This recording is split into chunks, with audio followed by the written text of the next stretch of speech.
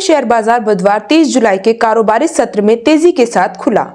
सुबह 9:35 पर सेंसेक्स 138 अंक यानी 0.21% की बढ़त के साथ 81,506 और निफ्टी 55 अंक या 0.23% की तेजी के साथ 24,877 पर था। बीएसई सेंसेक्स शुरुआती कारोबार में 256 अंक चढ़कर 81,594 अंक पर और एनएसआई निफ्टी 69.3 अंक की बढ़त के साथ 24,890 अंक पर आ गया। इंफ्रा शेयरों में तेजी।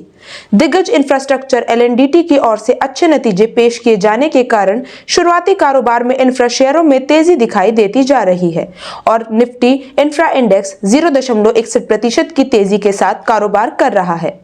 सेक्टोरल आधार पर PSU bank, financial services, pharma, FMCG, metal, energy, private bank और इंफ्रा हरे निशान में थे। ऑटो, आईटी, रियलिटी, मीडिया और ऑयल एवं गैस लाल निशान में थे। लार्ज कैप की अपेक्षा मिड कैप और स्मॉल कैप में मिला जुला कारोबार हो रहा था। निफ्टी मिड कैप 100 इंडेक्स 64 अंक या 0.11% की गिरावट के साथ 57,920 और निफ्टी स्मॉल कैप 100 इंडेक्स 11 अंक की मामूली बढ़त के साथ 18,263 पर था।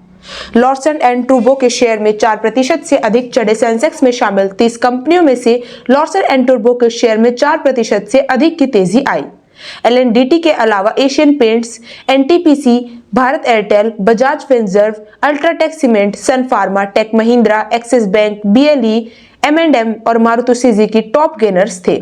Tata Motors, Eternal, Zomato, Hindustan Unilever, ITC, Titan, ICICI bank, HUS, Titan, Infosys और रिलायंस टॉप लूजर्स थे।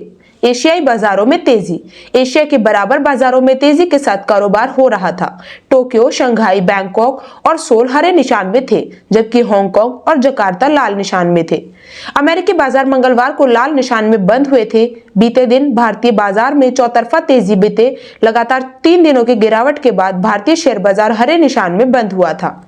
बाजार में चौतरफा तेजी देखी गई, जिससे कारोबार के अंत में सेंसेक्स 446 अंक या 0.55% की बढ़त के साथ 81,337 और निफ्टी 140 अंक या 0.57% की तेजी के साथ 24,821 पर था।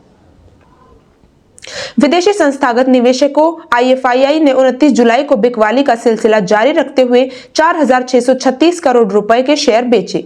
वहीं घरेलू संस्थागत निवेश डीआईआई शुद्ध खरीदार बने रहे और उन्होंने उसी दिन शेयरों में 6,141 करोड़ रुपए का निवेश इक्विटी में किया।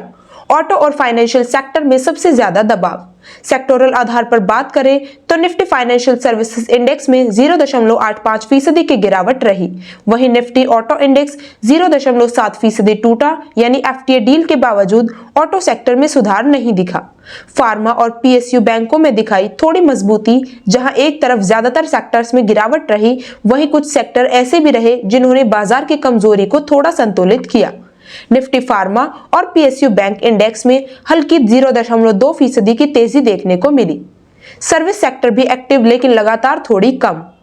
सर्विस सेक्टर पीएमआई जुलाई में 59.8 रहा है, जो जून में 7.4 था, यानी ग्रोथ की रफ्तार थोड़ी धीमी जरूर हुई है, लेकिन इक्विटी अभी भी मजबूत है। क्या बोले एक्सपर्ट?